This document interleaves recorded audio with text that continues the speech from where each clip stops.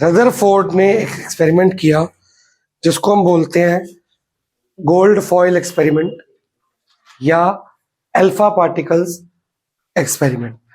ये एक्सपेरिमेंट के ऊपर ढेर सारे क्वेश्चन आते हैं, ढेर सारे क्वेश्चन एनसीईआरटी में भी है, उसमें से तो आते ही हैं। फुल मार्क्स गाइड है और मैं दूंगा एक्स्ट्रा। इसके ऊपर इतने क्वेश्चन आ सकते हैं कि बन भी सकते हैं बहुत सारे। ठीक है जी। अब रदरफोर्ड ने जो एक्सपेरिमेंट किया, अल्फा पार्टिकल्स वो पार्टिकल्स होते हैं जिनका चार्ज होता है पॉजिटिव। क्या होता है? और बीटा पार्टिकल्स वो पार्टिकल्स होते हैं जिनका चार्ज क्या होता है? तो इसने पॉजिटिवली चार्ज्ड अल्फा रेज पास करी। रेज समझते हो, जो दिखती नहीं है पर उसको देखा जा सकता है माइक्रोस्कोपिक या उससे और डिवाइसेस वगैरह से। तो उसने अल्फा रेज पास करी बहुत सारी गोल्ड फॉइल में से। क्वेश्चन ये आएगा कि उसने गोल्ड फॉइल ही क्यों लिया? सबसे ज्यादा पतला होता है, सबसे ज्यादा पतला होता है और लीस्ट रिएक्टिव होता है। बहुत पतला होता है, इतना पतला हो जाता है कि उसमें से रेस पास हो सकती हैं। किसी और मेटल की फॉइल लेता तो शायद वो पास होती, शायद वो पास नहीं होती। अब उसने गोल्ड जैसा मेटल ही क्यों लिया? कोई नॉन मेटल क्यों नहीं लिया? नॉन मेटल जो होते हैं वो नेगेटिवली चार्ज पॉजिटिवली चार्ज बनते हैं, और जो मेटल्स होते हैं वो नेगेटिवली चार्ज। और मैं रेस कौन सी पास कर रहा हूँ? पॉजिटिव। तो पॉजिटिव को यहाँ पॉजिटिव अल्फा और यहाँ नॉन मेटल दोनों पॉजिटिव हो गए, ये भी पॉजिटिव और ये भी पॉजिटिव, आपस में ट्रैक करेंगे, वापिस मार्क जाएगी रेट। तो उसने करा कि एक पॉजिटिव रखते हैं और एक नेगेटिव। मेटल सारे नेगेटिव होते हैं, तो उसने कहा कि ये नेगेटिव होगा, ये पॉजिटिव। जब मैं रेस फेंकूंगा तो उसको अट्रैक्ट कर लेगी। नॉन मेटल होता तो अट्रैक्ट नहीं करती। ठीक है भाई। अब उसने गोल्ड फॉइल के अंदर बहुत सारी रेस पास करी, वो आगे तक जाएगी रेस। अब हुआ क्या पता है किसी को?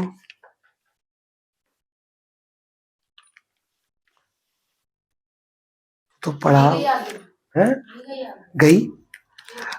उसको लगा था कुछ और हो गया कुछ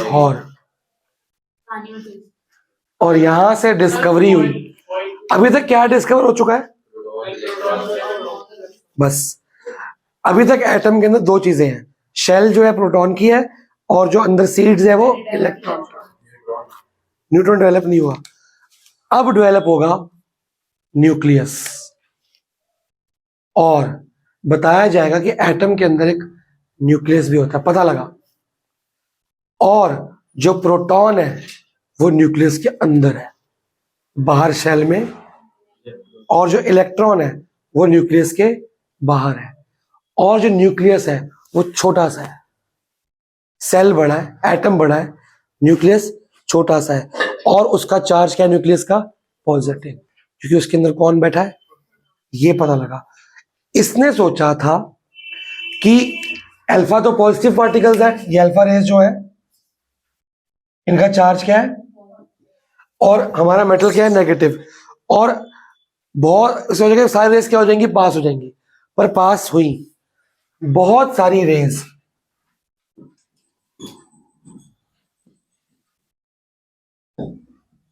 बहुत सारी रेस क्या हो गई? यहां से पास हो गई। दिख रहा है? बहुत सारी रेस इजीली पास होनी शुरू हो गई। ठीक है। कुछ रेस आगे गई, कुछ रेस आगे गई और टकरा के पास नहीं हुई, टकरा के डेविएट हो गई। कुछ रेस गई टकरा के, या इधर को गिरी या उधर को गिरी या इधर को गिरी। कुछ डेविएट वापस ही तो आई है, वापस ऐसे नहीं आई, टेढ़ी होके आई।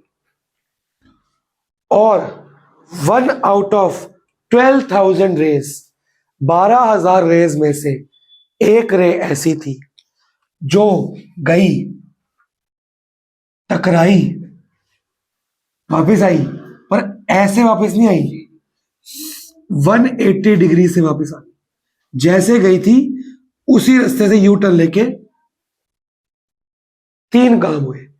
कुछ रेस पास हो गई, कुछ रेस डेविएट हो गई, वापस आई लेकिन एंगल से, कुछ रेस सेम पाथ से 180 डिग्री के एंगल से वापस आ गई। 3 बातें हुई। इससे उसको हैरानगी हुई और उसने सोचा ये क्यों हुआ, पढ़ाई की उस पर, पढ़ते पढ़ते उसको समझ आया ये क्यों हुआ होगा। शुरू करें लिखना। रदरफोर्ड ज्यादातर आता ही आता है, कई बार पूरा लिखने को आता है, कई बार आधा लिखने को आता है, कई बार इसके बेस क्वेश्चन आते हैं। ये स्टाइल्स हैं, ये फ्लो चार्ट्स नहीं है, स्टाइल्स हैं, पर इतना टाइम एग्जाम में शायद ही मिले। लिखो जी, Rutherford model of an atom, Rutherford model of an atom, bracket में डिस्कवरी ऑफ न्यूक्लियस,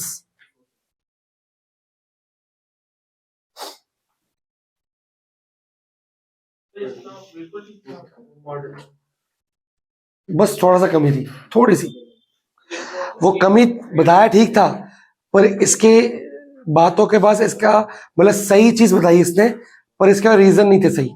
रीजन फिर इसके अगले साइंटिस्ट ने दिया, नील बोहर ने, वो आज तक चल रहा है। लिखो जी, इन दिस एक्सपेरिमेंट, हेडिंग डालो इसकी पहले, एक्सपेरिमेंट, इसमें 3-4 हेडिंग है। एक आएगा एक्सपेरिमेंट, फिर आएगा ऑब्जर्वेशन, फिर आएगा ड्रॉबैक्स, फिर आएगा कंक्लूजन्स। 4 बातें हैं।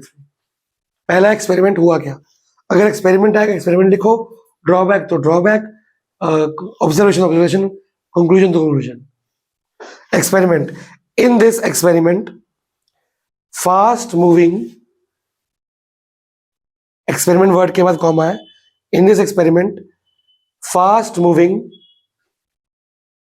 अल्फा पार्टिकल्स, अल्फा को आता बनाना, alpha particles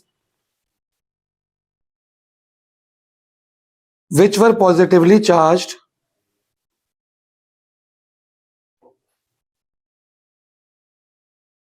were made to fall on a thin gold foil,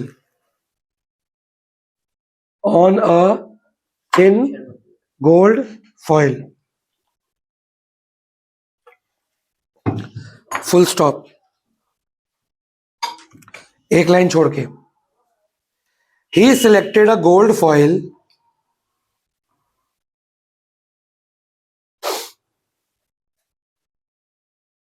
because he wanted as thin a layer as thin, तू बता रहा है, ये बना as thin a layer as possible, full stop,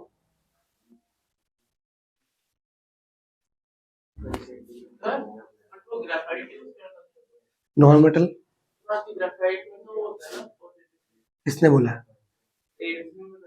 charge थोड़ी देखना है हमने, हमने तो उसका वो देखना है, मेटल है कि नॉन मेटल है। नॉन मेटल सब में प्रोटॉन्स ज्यादा होते हैं, ज्यादा नहीं होते लेकिन वो रिएक्ट नहीं करते, चाहे वो पॉजिटिव। ये किसने बोला कि ग्रेफाइट के पॉजिटिव चार्ज होता है? ग्रेफाइट में इलेक्ट्रिसिटी होती है, चार्ज करने, इलेक्ट्रॉन्स होते हैं जो फ्लो करके, graphite is a good conductor of electricity, बस ऐसा कुछ नहीं कि पॉजिटिव चार्ज होगा। और नॉन मेटल है, नॉन मेटल रहेगा मरते दम तक। कुछ और पढ़ लिया होगा, भूल गया होगा। This gold foil was about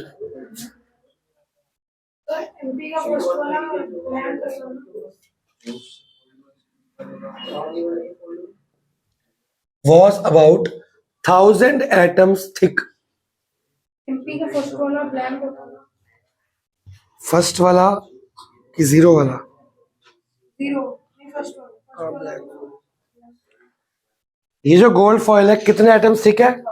सिर्फ 1000 एटम्स। एक डॉट के अंदर करोड़ों लाखों एटम्स होते हैं, तो सिर्फ 1000 एटम थे। कितना पतला था? ये प्याज का छिलका नहीं होता पतला सा, वो एक लाइन छोड़ के।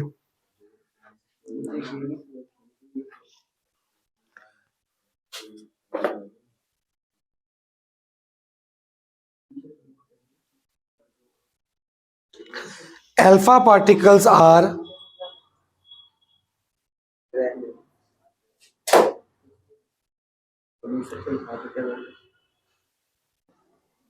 Charged helium ions. Charged helium ions. तो ये जो आ रहे थे कौन से थे? चार्ज हीलियम के आयंस। अब आयंस मैंने बताया था क्या होता है, याद करो। एक होता है एटम, उसका नो चार्ज। आयंस का चार्ज क्या होता है? ठीक है, तो ये चार्ज्ड हीलियम, ब्रैकेट में ऐसे लिख लो। बोलो,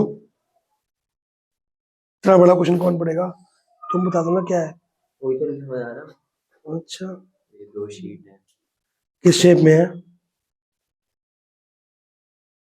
rectangle, folded to make hollow right circle cylinder. ठीक है, there is exactly 1 centimeter of overlap when sticking the ends of the sheet। ठीक है, ये 1 सेंटीमीटर वो बन जाएगी आपकी।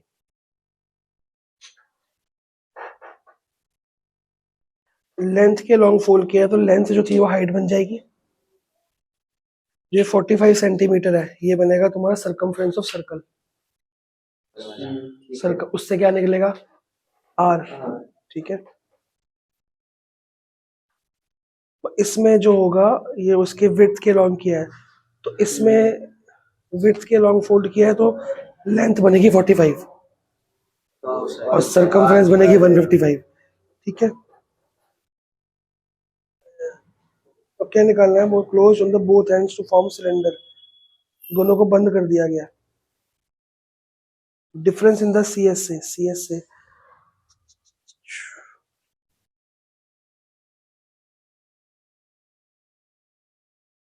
ठीक है, बस निकालो, क्या दिक्कत है?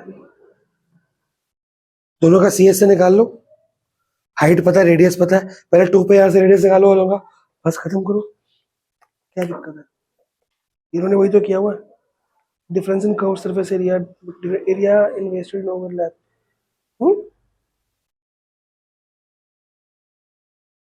तुम अपने मेथड से निकाल के देखो ना एक बार, पर तुम R निकाल लो ना उससे, क्योंकि अगर ये वाला ओवरलैप हमारे सिलेबस में नहीं है ना। अब लिखो हीलियम आयन, लिख लिया, फुल स्टॉप। अरे तो अपने तरीके से निकालो ना। हाँ, since they have a mass of 4 units, इनका मास कितना है? Mass of 4 units, comma, the fast moving alpha particles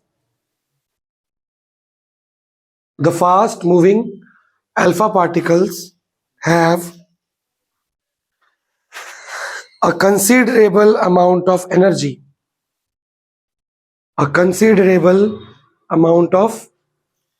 energy, इनका मास 4 यूनिट का था, तो इनके पास ताकत बहुत ज्यादा थी। इतनी फास्ट, अच्छे से फास्ट मूव कर रहे थे कि आर पार होने के लायक थे, एक लाइन छोड़ के। अब आपको आएगा एक्सपेक्टेशन। हेडिंग डालो एक्सपेक्टेशन, ये रहने दो, हेडिंग में डालो, इसी में लिख लो, कंटिन्यू करो। अब बता रहा हूं मैं आपको कि रदरफोर्ड ने क्या एक्सपेक्ट किया था कि क्या होगा। लिखो, it was expected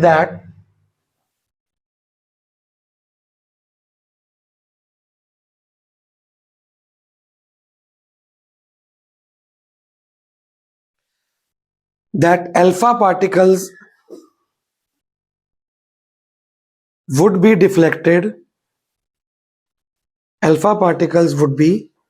deflected by subatomic particles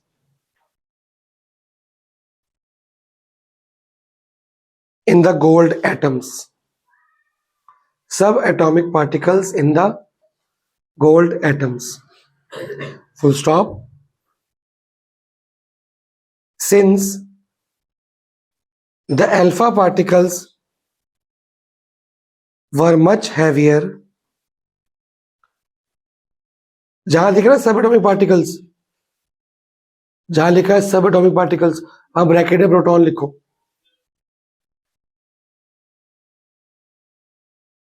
Since the alpha particles were much heavier than the protons, he did not expect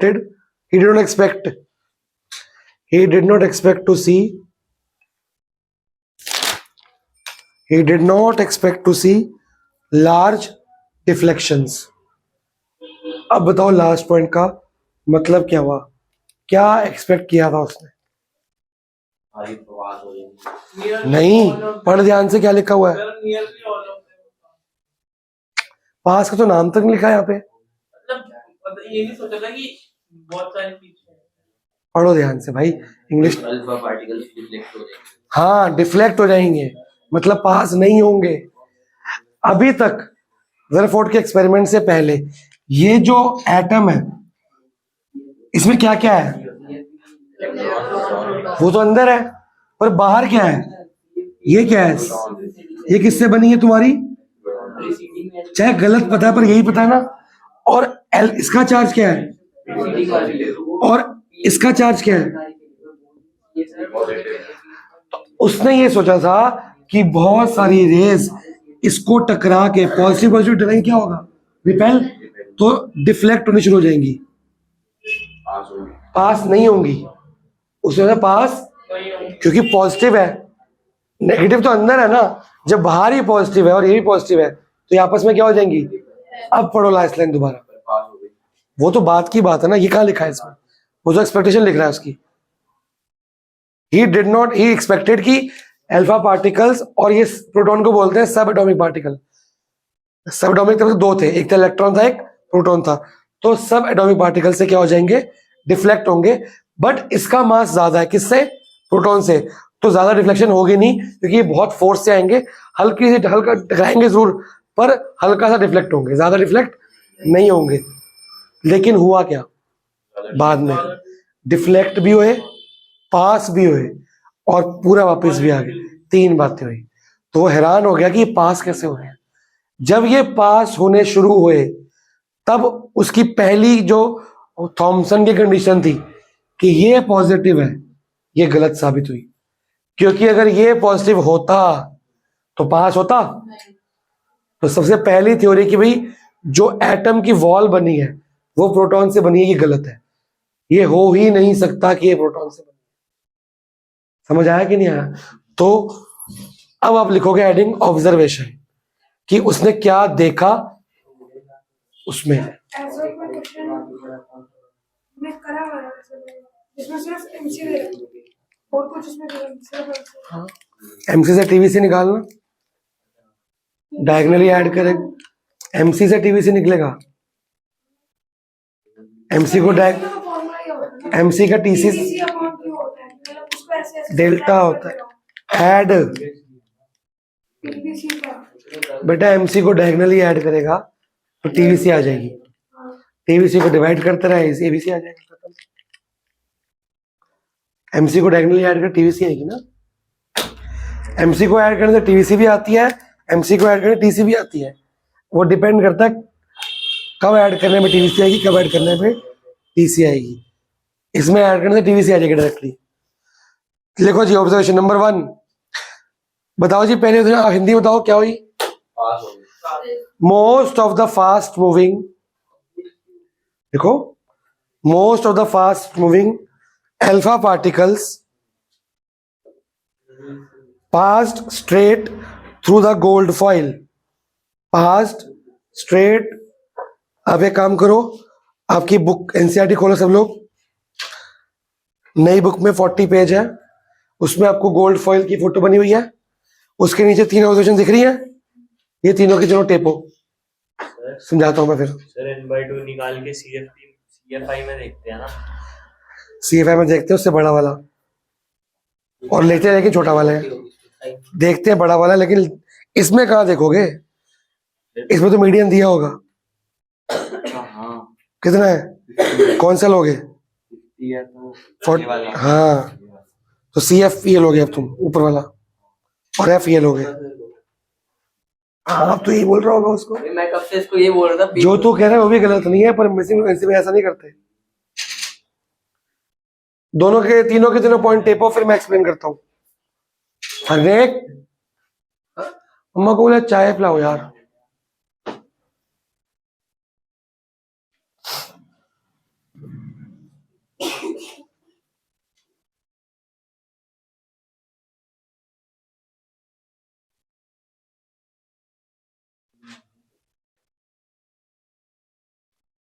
कितने टाइम रह गया?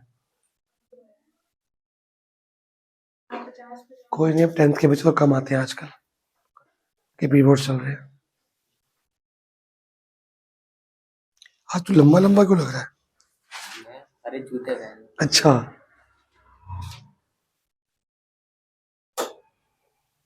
देख लिए, पहला पॉइंट क्या बोल रहा है, मोस्ट ऑफ द पार्टिकल्स वर क्या हो गए? नहीं अभी खाली चाय और बिस्किट, कि मोस्टली पार्टिकल्स, ज्यादा से ज्यादा पार्टिकल्स क्या हो गए? Pass. Second, some were deflected by small angles, छोटे एंगल से क्या हो गए? Deflect. Third, surprisingly one of every 12,000 particles appear to rebound. Rebound मतलब 180 डिग्री से वापस आ गए। ठीक है जी, अब आप सोच के बताओ, तीन ऑब्जर्वेशन हुई तो 3 कंक्लूजन भी होंगे। पहली ऑब्जर्वेशन हुई कि इधर पहली ऑब्जर्वेशन हुई कि मोस्टली पास हो गए, इससे क्या पता लगता है उसको? कि वो बाहर वाले प्रोटॉन कि बाहर वाले प्रोटॉन नहीं है। इससे उसने कंक्लूजन निकाला कि जब ये देखो, इधर ध्यान दो, ये एक एटम बना, मोस्टली रेज इससे क्या हो रही है? पास हो रही है पास। उसने लिखा कि एटम की जो सेल वाला प्रोटॉन से बनी, और ये जो एटम है इसमें बहुत सारी ये क्या है? खाली जगह। क्या है ये? और ये खाली जगह नेगेटिव है, नेगेटिवली चार्ज है, तभी ये पॉजिटिव को अट्रैक्ट कर पा रही है कि एटम्स में बहुत सारी क्या है? खाली जगह, और वो खाली जगह किससे बनी हुई है? इलेक्ट्रॉन से। ठीक है ना, नेगेटिव पार्टिकल से, तभी इलेक्ट्रॉन्स एलो पार्टिकल क्या कर रहे हैं? अट्रैक्ट कर रहे हैं। सेकेंड ऑब्जर्वेशन क्या है? अपनी कॉपी में देखना है, ऑब्जर्वेशन पूछ रहा हूं की रिफ्लेक्ट होगी कि कुछ बहुत थोड़ी सी, मोस्टली ज्यादातर पास हुई है, कुछ छोटे से एंगल से क्या हुई? डिफ्लेक्ट। मतलब कि थोड़ा सा इसमें क्या है? प्रोटॉन भी है, और वो कहां पे है? सेंटर में है। कि सेंटर में एक जगह है जहां से टकरा के क्या हो रही है? डिफ्लेक्ट हो रही है, या ऐसे टेढ़ी हो रही है, या जाके वापस आती है, या जाके डिफ्लेक्ट इसको नहीं बोलते, डिफ्लेक्ट इसको बोलते। ऐसे गई, टक्कर करी, ऐसे हो गई। तो उसने बोला कि बीच में एक पॉजिटिव चीज है जो इस पॉजिटिव चार्ज को क्या कर रहा है? टकरा के डिफ्लेक्ट कर रहा है। दिख रहा है? इससे पता लगा कि सेंटर में क्या चीज है? कुछ है, और उसका चार्ज क्या है? तभी तो डिफ्लेक्शन हो रही है। थर्ड, उसने देखा कि कुछ रे आई और रीबाउंड होगी, और 180 डिग्री भी आई। रीबाउंड का मतलब यह हुआ कि जो पॉजिटिव सेंटर में है बहुत ज्यादा मजबूत, स्ट्रॉन्ग और डेंस है, तभी वो कुछ रेस को, 1 आउट ऑफ 12,000 रेस को डिफ्लेक्ट भी नहीं कर रहा, रीबाउंड कर रहा है, वापस भेज रहा है। मतलब इसके अंदर जोर इतना ज्यादा है कि ये वापस भेजने की ताकत, मतलब इसका जोर, अभी तक क्या था? इसका जोर ज्यादा था, ये कमजोर था, और ये पता लग गया जो ये छोटी सी बॉल है ये इतनी पावरफुल है कि ये डिफ्लेक्ट भी और रिबाउंड भी कर सकती है। पहला कि जो पास हो रहे हैं इसका मतलब एटम में बहुत सारी खाली स्पेस है, और negatively charge.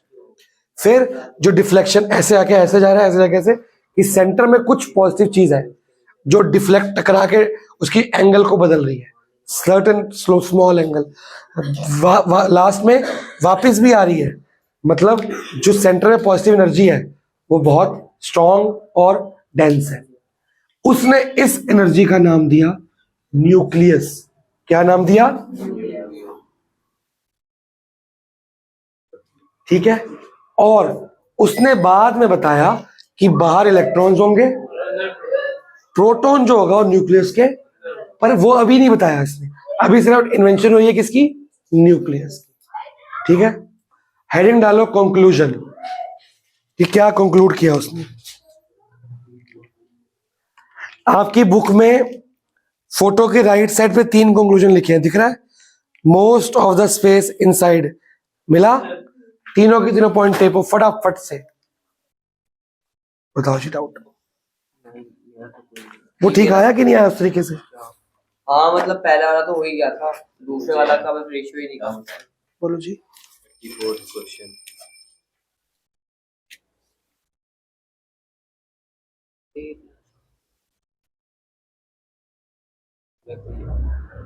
Out of syllabus. ये तो आउट ऑफ सिलेबस थोड़ी मैंने करा हुआ है, ये out of syllabus. Volume equal to volume ली हुई है ये पीजी का है। भाई, वॉल्यूम इक्वल सिलेबस में कटा हुआ, आगे बढ़ो। अरे एनसीईआरटी में कटाना, चिंता क्यों कर रहा है? ये लास्ट ईयर उन्होंने बेसिक में दिया होगा, और एक ये 30 तूने 9th के पैटर्न से कर लिया होगा, सिलेबस में साल कटा हुआ है। मैं तो 9th में। ये कन्वर्जन है ना, हाँ तो कन्वर्जन सिलेबस में कटी हुई है ना। पूरा 9th में। अरे यार, ये क्या है? 3 sin theta cos theta 1 plus sine square theta, इसको बना sine square plus cos square, तो हो जाएगा 2 sin square plus cos square plus 3 sin theta cos theta. एक काम कर, ये भी इधर ले जा, 3 sin थीटा cos थीटा, और यहाँ पे आएगा एक sine square plus cos square plus sine square. एक फॉर्मूला बना, sine square plus cos square minus 2 sin theta cos theta. एक साइन थीटा cos थीटा अलग कर ले, इसमें होगा ये ऐसे, देखा? ये 3 इधर लेके आएगा ना, 2 अलग कर ले, 1 अलग कर ले, तो उससे ये बंद हो जाएगा, ये हो जाएगा a माइनस बी का होल स्क्वायर। कर सकते हैं ऐसे। हाँ हाँ, 2x और 1x हो जाएगा ना, तो ये साइन माइनस कॉस का whole square, a minus b का होल स्क्वायर, ये बन गया। और यहाँ पे साइन थीटा कॉमन आ जाएगा, कॉमन आएगा, फिर सेम ब्रैकेट आ जाएगा। अब ये पूरा ब्रैकेट बाहर कॉमन आएगा, साइन माइनस कॉस, फिर बच जाएगा sine minus cos plus sine. ठीक है, sine minus cos plus sine, ये ऐसे है 2 sin माइनस कॉस। अब ये 2 ब्रैकेट का आंसर 0 है, समझ रहा है? तो या तो ये ब्रैकेट 0 है या तो ये ब्रैकेट 0 है। इसका मतलब अगर साइन माइनस कॉस 0 है तो sine equal to cos theta आ गया 45 डिग्री, फिर tan थीटा ये आ गया 45 डिग्री, या 2 sin माइनस कॉस ये है, तो तेरा आंसर आएगा 1/2 के आसपास तेरा। तो तेरे को पता लग जाएगा कि थीटा कितना है, 60 डिग्री, फिर 30 डिग्री, उसमें तेरा ये है। ठीक है, कर। अच्छा क्वेश्चन है, मेरा ये वाला लिख लिया? चलो लिख रहे हैं वो लोग क्या। क्यूबॉइड है जितने वाटर, कौन सा क्यूबॉइड? दोनों का? अच्छा, एक ही क्यूबॉइड है, लेंथ और हाइट क्यूबॉइड है डिस्टिंक्ट। वॉल्यूम दी हुई है क्यूबॉइड की, वॉल्यूम दोनों कंडीशन में सेम रहेगी।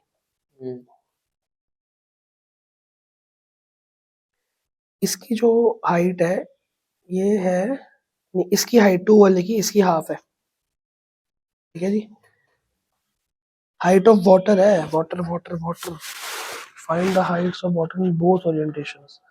वाटर की निकालनी है भाई।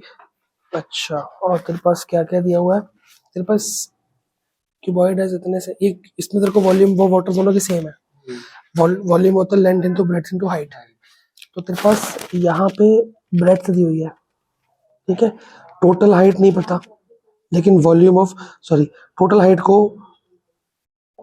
इन्होंने एच लिया हुआ है पूरे को, तो खाली वाटर की कितनी हुई?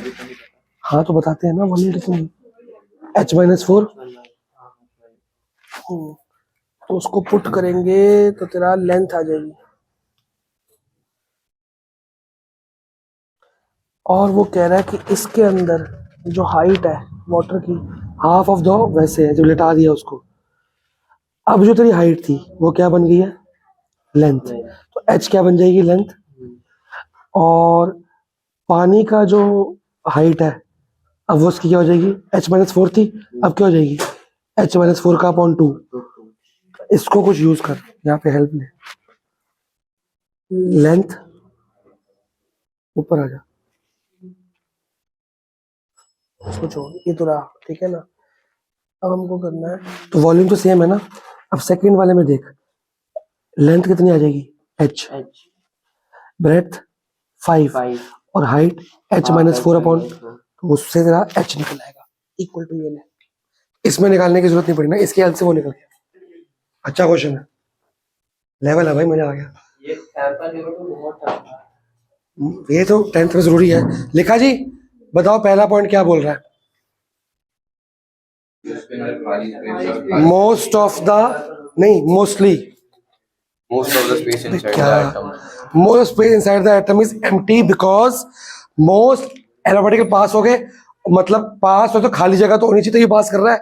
चलो सेकंड, बहुत थोड़े से डिफ्लेक्ट हो, इसका मतलब कि अंदर कोई पॉजिटिव चार्ज है जो टकरा के डिफ्लेक्ट कर रहा है। लास्ट कि बहुत स्मॉल फ्रैक्शन डिफ्लेक्ट हुआ 180 डिग्री पे, इसका मतलब जो पॉजिटिव चार्ज है वो क्या है? बहुत छोटा है। क्योंकि अगर ये बड़ा होता तो बहुत सारी रे रिबाउंड होती, लेकिन 1 आउट ऑफ 12,000 रे रिबाउंड हुई है। मतलब ये क्या है? बहुत, हाँ तो मतलब क्या हुआ? मतलब बहुत छोटा है। अगर ये बड़ा होता तो बहुत सारी रेज रिबाउंड होती ना, लेकिन रिबाउंड कितनी हुई है? बहुत थोड़ी सी, 12,000 में से एक हुई है। मतलब ये बहुत ज्यादा छोटा है, और ये लेकिन छोटा है पर ये क्या है? घना है, डेंस है, पावरफुल है, छोटा और स्ट्रॉन्ग, मजबूत, बहुत तगड़ा है। ठीक है जी, कंक्लूजन लिख लिया। अगर आता है ऑब्जर्वेशन तो ऑब्जर्वेशन, कंक्लूजन तो अलग बताएगा क्वेश्चन आपको। उल्टा उल्टा ये सारे बच्चे गलत करते हैं, कंक्लूजन में डाल देते हैं ऑब्जर्वेशन, एक्सपेरिमेंट डाल देते हैं कंक्लूजन। ऐसे काम, तीन चीजें होगी, क्या क्या? एक्सपेरिमेंट हुआ, ऑब्जर्वेशन। अगर एक्सपेरिमेंट आता है तो डायग्राम भी बनेगा, बनेगा ही बनेगा। ऑब्जर्वेशन आएगी तो मांगा जाएगा तो बनेगा। अब लास्ट आता है फीचर्स। फीचर्स बुक में है, तीनों की तीनों फीचर बुक से टेपो, समझाता हूं मैं। इसके बाद अभी एक और चीज बाकी है, ड्रॉबैक्स भी है। 5 चीजें होगी, मेरे को 4 लगी थी, 5 चीजें होगी। तो रदरफोर्ड काफी टाइम लेता है, अच्छा बंदा था, बहुत दिमाग वाला था। धरती गोल है कि प्लेन है? How will you prove? एक बंदा चला तो था बोर्ड पे, आज ये प्रूफ करने के लिए। और कुछ रियल लाइफ में आप गोली है, अपने घर पे कर सकते हो आप? बताऊंगा। कहाँ चला गया था? चल के वो बुक्स हटा दे वहां पे। चलेगा थोड़ी, एक जगह खड़े होके, एक जगह खड़े होके बताऊंगा। किसी ने प्रूव तो किया होगा ना, पहले साइंटिस्ट ने जिसने प्रूव किया था, कैसे किया था? खड़े हो गए। बताऊंगा अभी क्लास के बाद।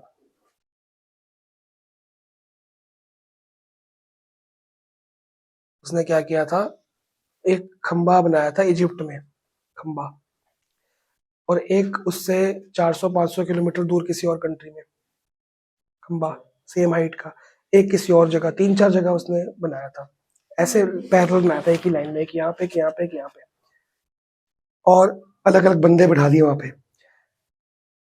एक ही टाइम दोपहर के 2 बजे उसने तीनों की शैडो की रीडिंग ली। अगर एक ही टाइम पे तीनों, अगर धरती प्लेन होती, सूरज ऊपर है, तो तीनों की शैडो एक टाइम पे एक ही एंगल से बन रही होती, पर तीनों की शैडो की हाइट अलग अलग थी। मतलब किसी जगह ज्यादा रोशनी पड़ रही है, किसी जगह कम पड़ रही है, किसी जगह बहुत ज्यादा। उस जगह एक टाइम पे 3 अलग अलग शैडो पड़ रही है, तो धरती ऐसे होगी। फिर उसने ऐसे करके देखा है, कॉपी ली और यहाँ पे एक पेन डाल दिया, और यहाँ पे पेन डाल दिया, और सूरज में रख दिया, धूप में।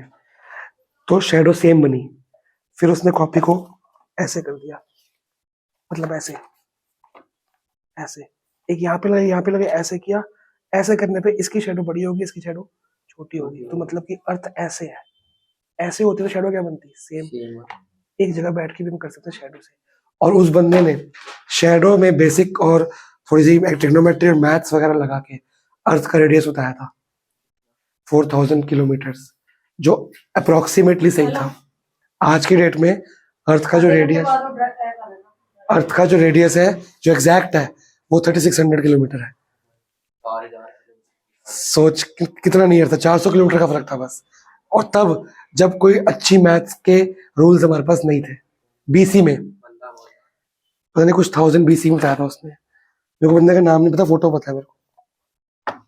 सोच कितना सही। मेंडल नहीं था, वो तो बायोलॉजी में होता है, मेंडल तो बायोलॉजी में है ना, तो उसने बताया, सोच कैसे उसने किया होगा। तो मैं तो ये हम खुद भी कर सकते धूप में। सन का भी वही चाहिए होगा, हाइट।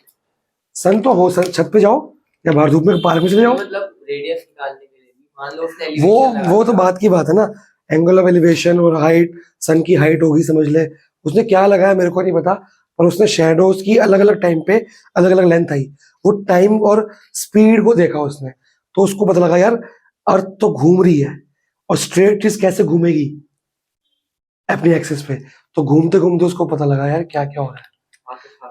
और जो तुम बोल रहे हो, जो लोग सेल करते थे समुद्र में, उन लोगों ने बताया कि जब हम सेल करते हैं, जो चीज हमसे दूर जाती है वो धीरे धीरे नीचे शुरू हो जाती है, उसकी हाइट क्या हो जा रही है, कम होती है, मतलब वो नीचे जा रही है। अर्थ क्या है, गोल। अगर सीधी होती तो जितना भी दूर है वो स्ट्रेट दिखता हमको, पर वो छोटी हो गई गायब हो जाती है, और जब पास जाते हैं तो ऐसे नीचे से ऊपर आती है, ऊपर आती है, हमको दिखनी पड़ी रहती है, तो मतलब अर्थ गोल है। तो सही चीज निकाली ना, अर्थ गोल ना होती तो आपका चैप्टर ना होता ग्रेविटेशन। फिर एटम भी तो गोल है ना। पहला पॉइंट बताओ क्या कह रहा है, एटम तो गोल है, अर्थ स्फेयर है। पहला पॉइंट बता भाई मानी है।